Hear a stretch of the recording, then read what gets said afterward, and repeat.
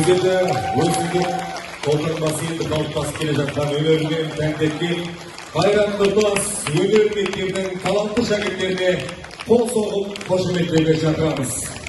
Ертеңгі елдің жарқын болашағының бүгінгі келбеті міне осындай. Өнер мен руханиятқа үлес қосуға барын салып, жан салып қызмет қылған бүгінгі өнер иелерін қолдай берген Сармат этно-фольклорлық ансамблі.